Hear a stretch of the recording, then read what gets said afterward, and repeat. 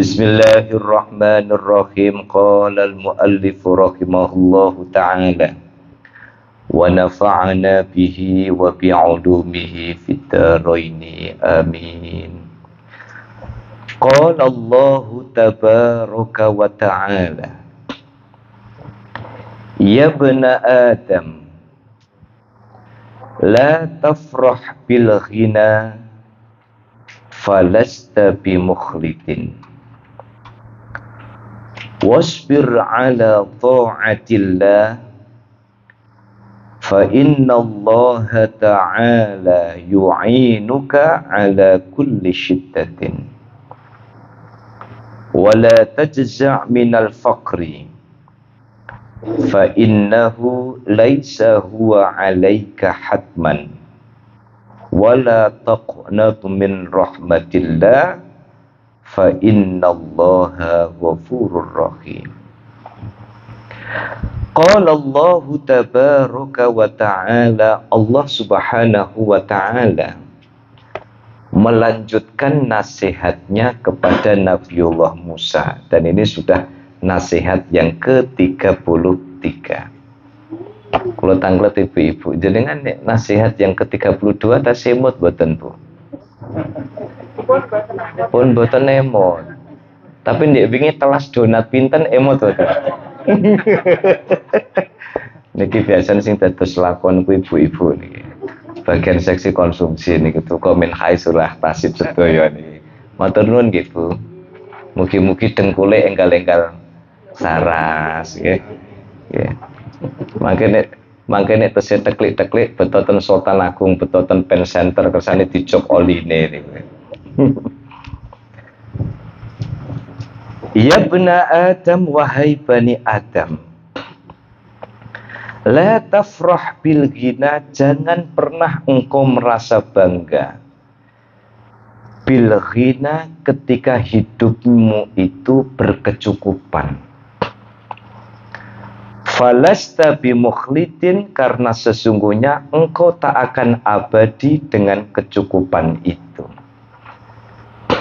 Jadi ini bisa diartikan jangan engkau merasa bangga ketika hidupmu kaya, jangan pernah bangga ketika hidupmu itu serba kecukupan.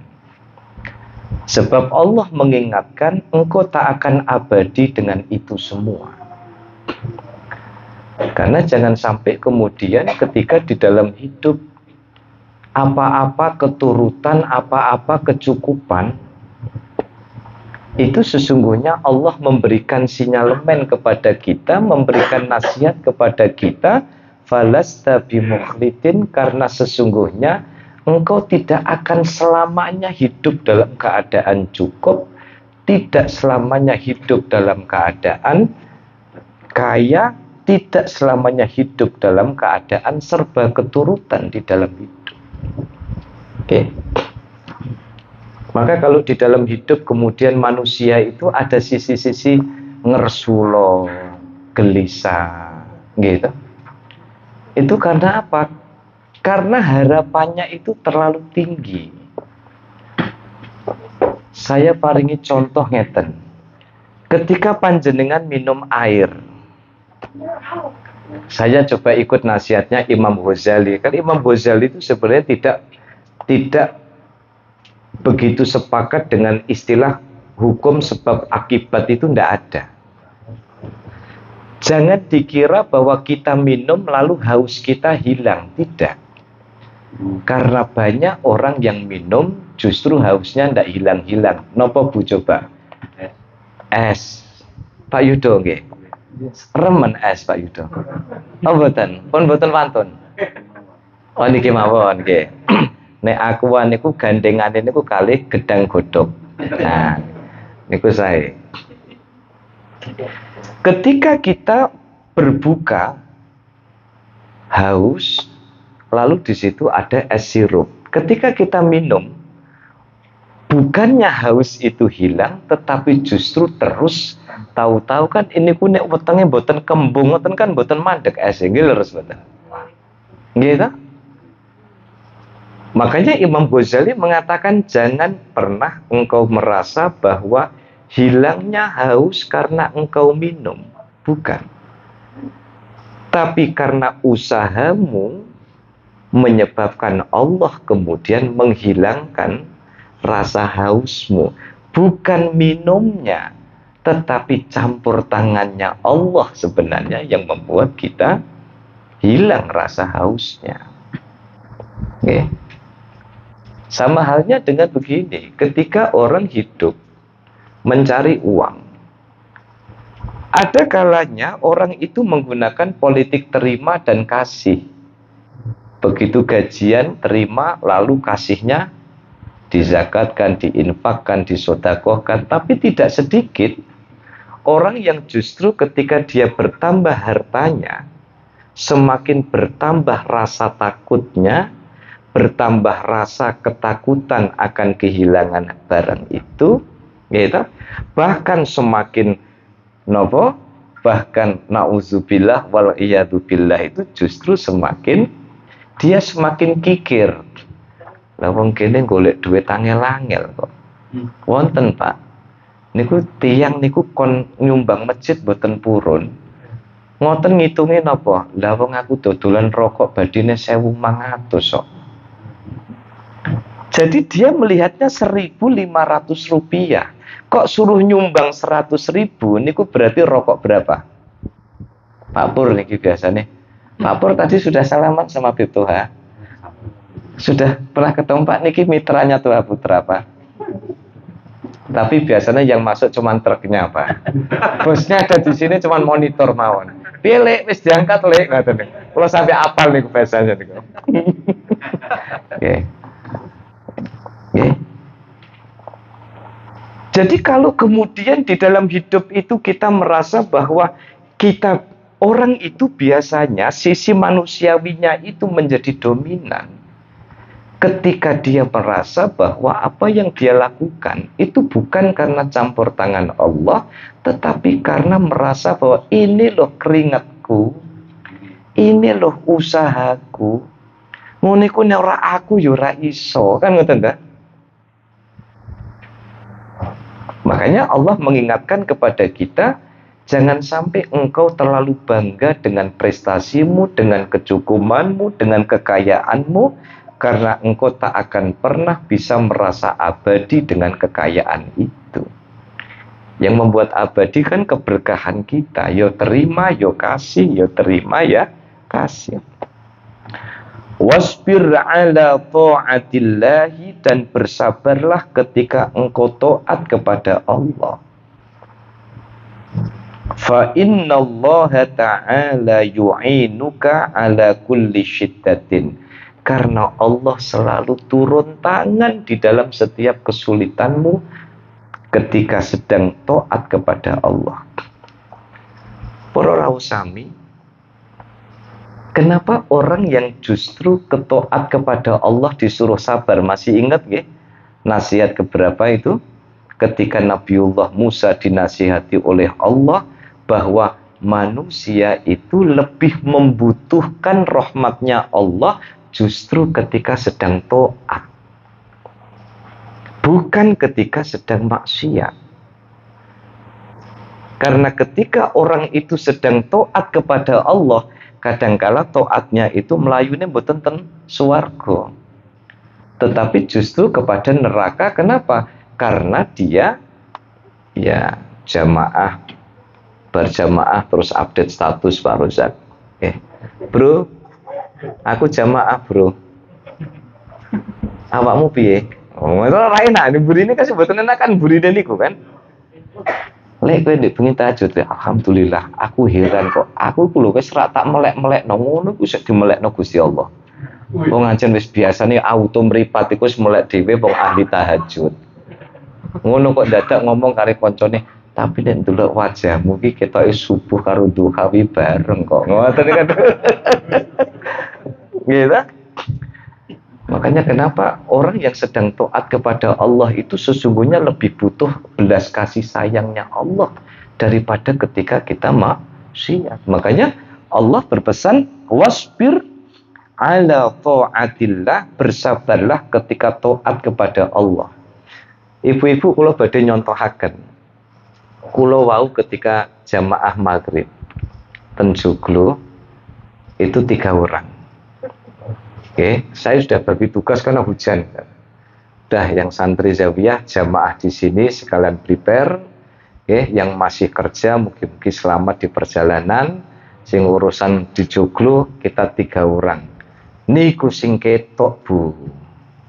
Sing ketok kan 3 Bu. Sing buri jejer-jejer patah Bu niku. Nggih. Tapi nggih. Tapi ibu-ibu niku biasanya kalau kita subuhan niku sing diwedeni niku mboten pocongan mboten. Kire asu-asu nih kalau. Leres ya Bu. Lihat nembe jalan kemudian niku anjing niku sok do jagongan teng mriku Pak niku. Nggih, wonten liar niku Pak. Niku liar, mboten nggih ning mriki tapi liar niku. Nggih. Padahal niku nek ibu-ibu nggetak niku asline asune sing wedi niku. Wasbir ala taatillah. Kenapa dalam urusan taat kepada Allah itu kita disuruh bersabar? Jangan bayangkan, saya sudah bilang sama teman-teman zawiyah, apapun yang terjadi dengan zawiyah ini, kalaupun tidak ada yang datang, kalian bertigalah jamaah kita. Oke. Makanya saya tadi cerita sama Bib Umar, dulu ekspektasi saya itu ngaos niku namung niki, muter mawon, sing dilenggahi ibu-ibu niki tempat sandal. Dah yuk kita muter sini. Tapi nggih kersane Gusti Allah melebar ke situ, melebar ke dalam, melebar keluar. Tugas kita pokoknya memulai perkara sing sae. Tapi godaane napa? Ketika orang tahajud niku godaane niku napa? Ngantuk. Orang ngaji niku biasanya tiang terutama ketika Ramadan ngantuk ketika ngaji niku ngantuke luwih cepet. Sampai wonten rencange kula niku Bu, susah tidur niku akhirnya napa obate niku maca Quran. A'udzubillahi minasyaitonir rajim. Sangop ngoten niku sangop niku. Nggih. Jenengan mau datang ke zawiyah sementara hujannya tadi kayak gitu. Saya tadi sudah pikir, sudah ini siapa tadi? Ada salah satu jamaah WA ini gimana saat ini? Sudah bismillah semoga ini mengawali rahmatnya Gusti Allah. Nggih, kan delingi pun kula paringi bocoran to Bu. Kanjeng Nabi niku nek ngertos udan niku kelambine dibuka sithik, imamai niku dibuka, lalu kemudian dibasahi toya udan. Soal ini ku dados rahmat. Nggih, niku Kanjeng Nabi. Nek yang tiang ti kula mboten jamin. Oh, yang tiang lah dan niku mau Pak Pur langsung golek minyak GPU.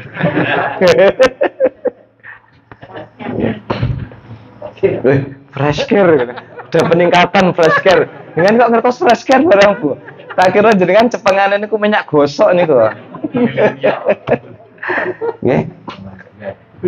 Jadi orang yang sedang taat kepada Allah itu justru disuruh bersabar. Kenapa? Rintangannya banyak. Subuhan itu rintangannya susah, gitu. Coba, ndek jeng kula niku pas subuhan niku rada gliyer-gliyer. Wonten tamu takmir masjid kelurahan sebelah, nggih. Niku wangsul jam pinten, guys? Nek boten jam setunggalan nggih. Setunggalan bisa tidur jam 2. Nggih, bisa tidur jam 2. Kemudian ya sekitar jam-jam setengah 4 kemudian bisa istirahat. Tapi habis itu kan kemudian duduk di sofa niku kan memang kepenak niku nggih. Akhirnya sudah, tantangannya begitu. Kita mau ngaji, ternyata ada final Piala Dunia. Dengan kira-kira abad pundi, Pak? Piala Dunia. Lho nggih mboten wonten sing nelasno seneke wae. Nggih, badhe ngaos, nggih, lajeng wonten udan. Kula paringi cerita. Kula kemutan zaman Nabiullah Dawud alaihi salam. Nabiullah Dawud alaihi salam itu salah satu nabi yang diberikan ujian dalam hal ketaatannya kepada Allah. Okay. Pada suatu hari Nabiullah Dawud itu ditanya, misalnya, wahai Nabiullah, apakah engkau itu memang sungguh-sungguh beriman kepada Allah dan begitu soleh kepada Allah? Loh, kamu kok meragukan? Wong aku ini nabinya Gusti Allah, aku ini dikasih mukjizat, aku ini dikasih banyak kelebihan. Hingga akhirnya Allah Subhanahu wa Ta'ala memberikan ujian. Ujiannya apa? Ketika Nabiullah Dawud alaihi salam sedang duduk di dalam mihrabnya. Nggih, Nabi Dawud niku bapake sinten? Nabiullah Sulaiman. Sing tumbas tanah Baitul Maqdis niku Nabiullah Dawud. Nggih. Nah, Palestina Baitul Muqaddas niku tanah saniki tanah Palestina niku sing tumbas niku Mbah Dawud. Ketika sedang berada di dalam mihrab, tiba-tiba Nabiullah Dawud itu digoda oleh seekor burung. Ini kisah ini cukup ma'ruf. Ketika burung itu hinggap di dekatnya Nabiullah Dawud, bulunya bagus, kakinya, paruhnya, akhirnya ditangkap oleh Nabiullah Dawud. Satu, ternyata sekhusyuk-khusyuknya Nabi Dawud itu zikir, ternyata masih bisa terpedaya oleh keindahan burung itu. Cobaan pertama, Nabiullah Dawud tidak lulus. Akhirnya burung ini terbang, lepas, dikejar oleh Nabiullah Dawud. Ketika dikejar oleh Nabiullah Dawud, hingga akhirnya disitulah kemudian Nabiullah Dawud ketika di satu tempat melihat ada seorang perempuan, ya, Yusayya, itu sedang mandi. Nah, niku nek kira-kira Pak Rozak sing ngertos pripun? Kira-kira mandek nopo langsung bablas niku. Nah, Nabiullah Dawud niku begitu nangkep burung ndak bisa, ketika proses nangkep burung lihat ada perempuan mandi. Tidak dilihat memang, tetapi pikiran dan hatinya Nabi Dawud sudah mulai kemruyuk nih. Ya Allah, wong wedok kok wayu. Rezeki. Niku nek cara Pak Pur, parkir, Lek. Langsung handrem Pak Pur niku sering ra eling nek anake tiga ning ra eling. Pulang, lho. Sinten sing guyune telat niku? Nggih. Kusuci. Okay. Akhirnya apa? Ujian yang kedua Nabiullah Dawud tidak berhasil. Kenapa? Pikirannya Nabi Dawud, hatinya Nabi Dawud terbayang-bayang oleh perempuan cantik itu. Muncullah pikiran Nabi Dawud, ini suaminya siapa namanya. Akhirnya ketahuan suaminya kemudian dipasang menjadi pasukan perang garda terdepan. Oh, nanten. Jadi nek ono tiang kok arep-arep bojone tangga mati, berarti kaya kisah Nabi Dawud. Nggih. Akhirnya napa? Suaminya ini kemudian dipasang di garda terdepan menjadi pasukan perang dan intinya bisa ditebak mati syahid. Setelah habis masa iddah, Nabi Dawud sudah mulai melancarkan serangan-serangan romantis. Meh ngawini wong wedok wau. Disitulah kemudian Nabiullah Dawud alaihi salam merasa bahwa sudah ketika sedang taat-taatnya kepada Allah justru diuji oleh Allah Subhanahu wa Ta'ala. Apakah sampai di situ? Mboten. Setelah menikahi perempuan itu, karena Nabi Dawud itu juga punya keahlian di bidang hukum, tibalah ada dua orang itu sedang berseteru meminta supaya Nabiullah Dawud memberikan keadilan kepada dua orang yang sedang berseteru itu. Lah kok satu di antara dua orang itu bilang, "Mbah, ora ono mbah, tidak ada makhluk Allah itu yang tidak melakukan dosa. Tidak ada. Semuanya itu melakukan dosa termasuk sampean." Marah dia, Pak. Ya. Akhirnya begitu Nabiullah Dawud marah, dua orang itu malah tertawa terbahak-bahak dan kemudian hilang.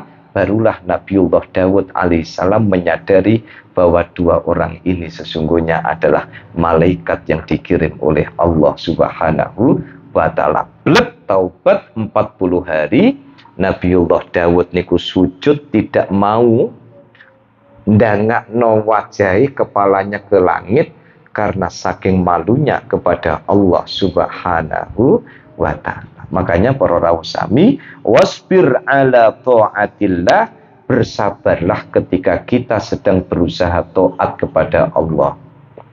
Ngaji angel-angel sithik, nggih Bu nggih. Jenengan sampun ngaos niki saat niki deretan taman kaplak-kaplak niki wonten mriki. Nggih, sesepuh-sesepuh bini sepuh nggih. Dados ngaos wonten Arabe, wonten Latine, wonten terjemahe, nggih mboten? Sing penting disabari. Nggih. Masih ingat nggih Bu cekelan hadisnya Bu? Napa Bu? Aksaru ahlil jannati albul. Ternyata wong-wong sing mlebu swarga awal-awal niku justru sing kadang lola-lolo.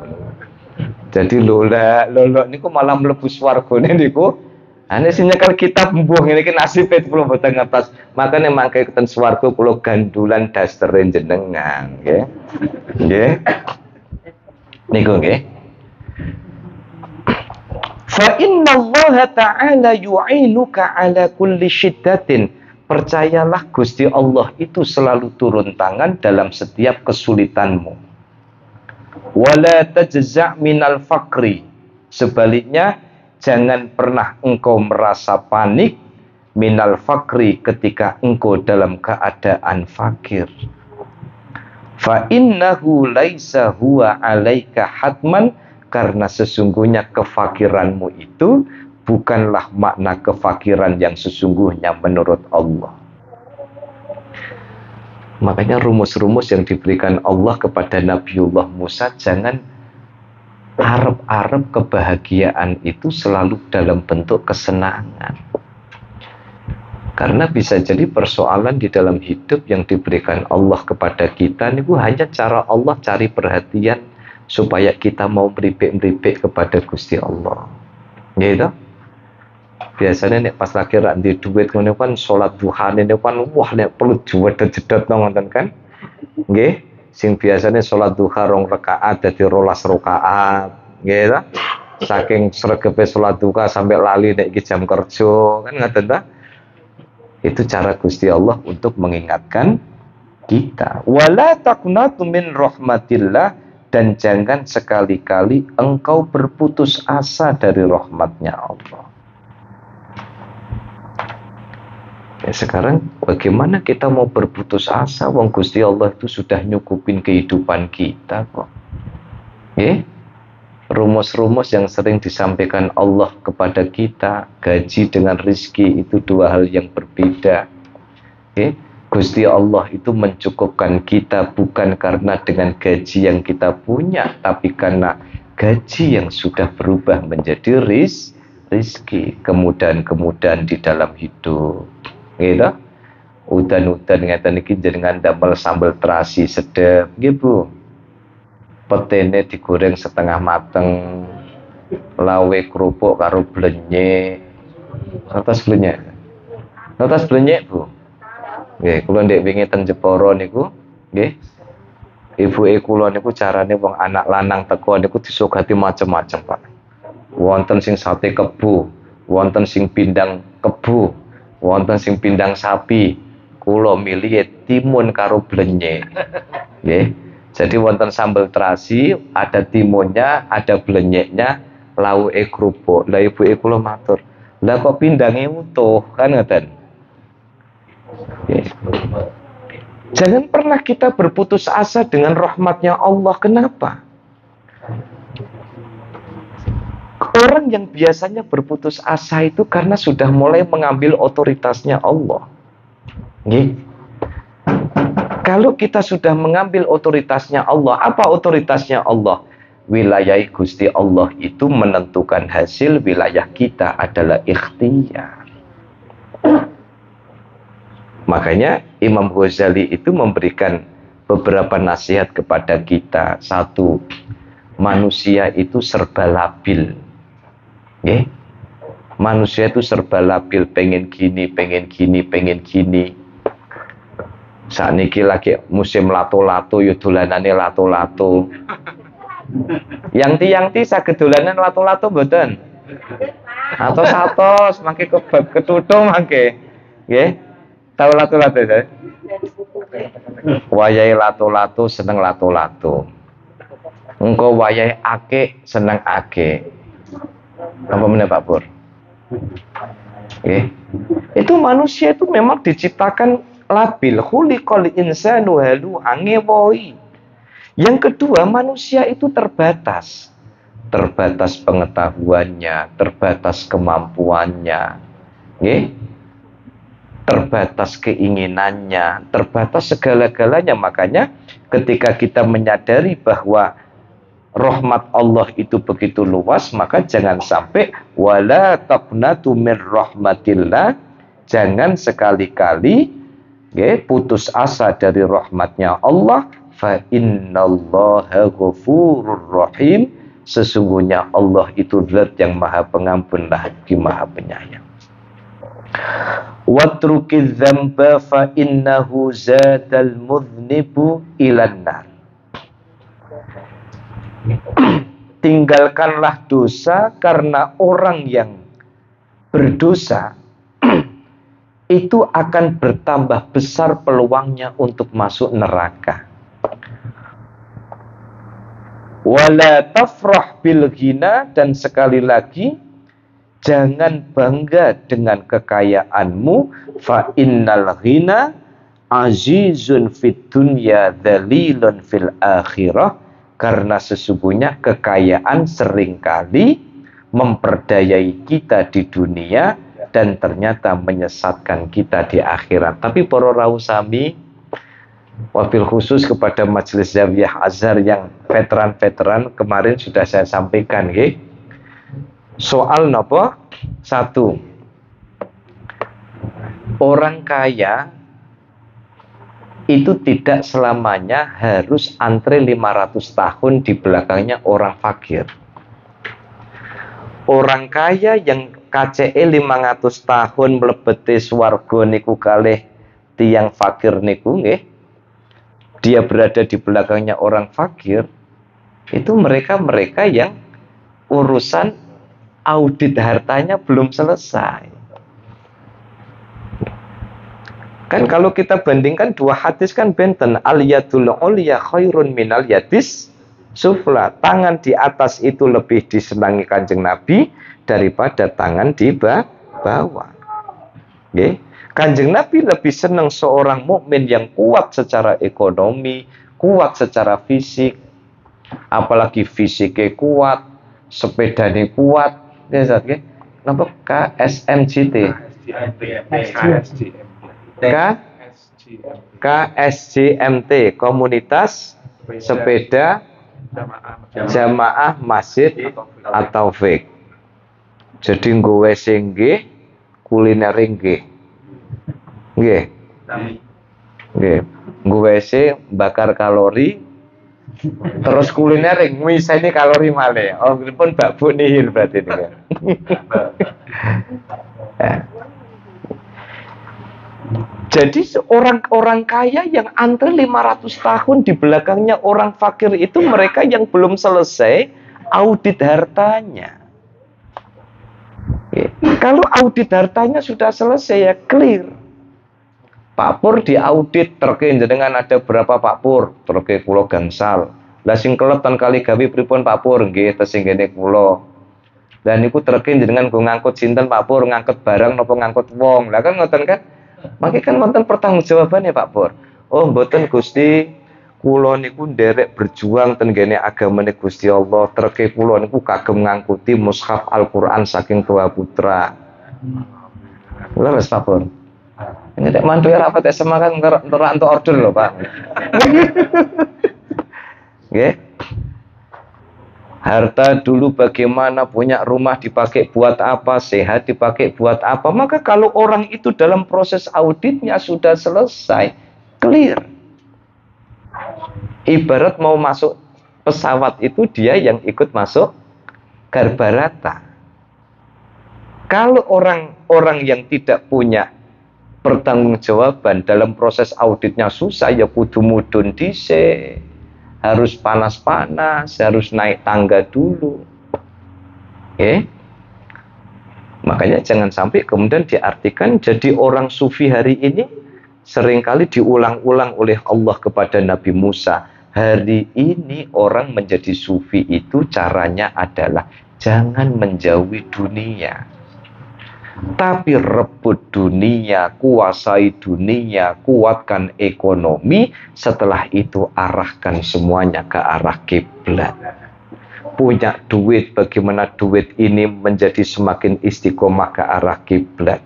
Punya tanah, bagaimana tanah itu dijual apa dimanfaatkan menambah kualitas keimanan dan ketakwaannya kepada Allah. Makanya jangan sampai kemudian kita terpedaya. Wa innal faqira dzalilun fid dunya, sesungguhnya kefakiran seringkali dianggap sebagai kehinaan di dunia. Azizun fil akhirah, tetapi sesungguhnya itu adalah keagungan di akhirat. Artinya apa? Artinya ketika kita dalam hidup itu berjuang dengan rezeki yang halal, kan materi kemarin sampun nggih, sampun kula sebataken bahwa rezeki haram niku koyok dene apa? Banjir. Jadi orang yang punya rezeki halal kecampuran rezeki haram niku bakal terjadi banjir, bahkan banjir bandang. Kuatut kabeh niku sing halal-halal niku nderek katut. Wa inna izzal akhirati ajal wa abqa. Sesungguhnya keagungan di akhirat itu pasti wa abqa dan lebih abadi. Makanya wa'lam annal istighfara, ketahuilah bahwasanya istighfar, annal istighfara minka, sesungguhnya istighfar itu kewajibanmu, wa minnil maghfirah, dan aku yang akan memberikan ampunan. Wa minkat taubatu, kewajibanmu adalah taubat, wa minnil qabulu, dan kewajibanku adalah memberikan ampunan atau menerima ampunan. Wa minka syukru, kewajibanmu adalah bersyukur, wa minni azziyadatu, dan tugasku, wewenangku, kuasaku adalah menambah.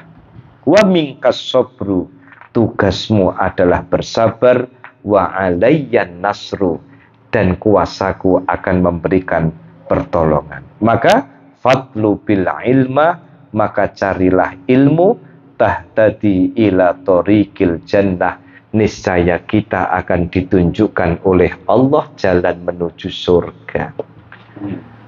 Makanya para rawuh sami, ini pentingnya kita untuk mencari ilmu.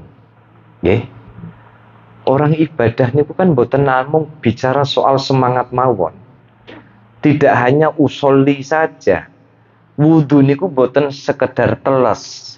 Salat itu tidak hanya sekedar takbir, kemudian rukuk, kemudian sujud, tetapi harus diilmoni.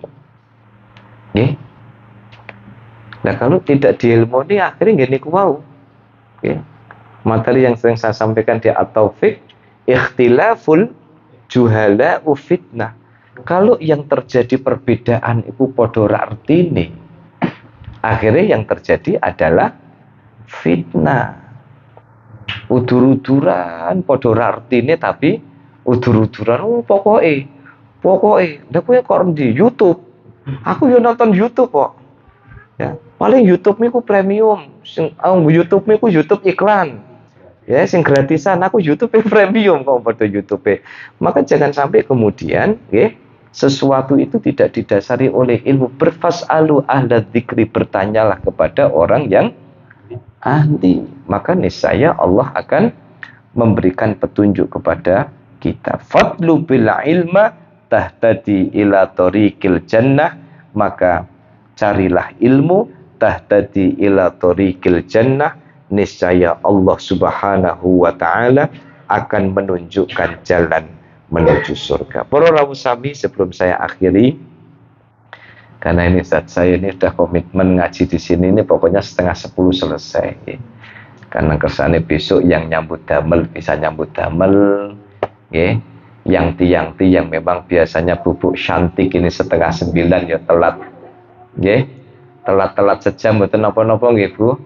Kan ibu-ibu kan biasanya nek badhe sare mblonyoi karo remason, kare sikile diunggahno sithik ngaten ta. Nah, tapi nek khusus Selasa dalu niku jenengan sarene jam 11:30. Nggih. Intinya adalah Allah Subhanahu wa taala memberikan nasihat kepada kita, jangan pernah kita putus asa dari rahmatnya Allah. Oke? Tugas kita meminta, tugas kita berusaha biar Gusti Allah yang memilihkan. Ketika kita memiliki pilihan A dan ternyata Allah memilihkan B, itulah pilihan terbaik yang diberikan oleh Allah Subhanahu wa taala. Maka ketika kita menghadapi itu semua, Allah mengingatkan kepada kita, perbanyaklah istighfar karena aku pasti mengampunimu. Sering-seringlah bertaubat karena aku pasti akan menerima taubatmu. Perbanyaklah syukur, niscaya aku akan menambah nikmatmu. Ya, kuatkan dirimu dengan sabar, niscaya engkau akan bisa melewati itu semuanya. Oleh karena itu, para rawuh sami, mugi-mugi apa yang dinasihatkan oleh Allah Subhanahu wa taala kepada kita melalui Nabiullah Musa alaihi salam memberikan satu pelajaran kepada kita. Kita masih punya Gusti Allah. Maka gandulane niku nggih Gusti Allah.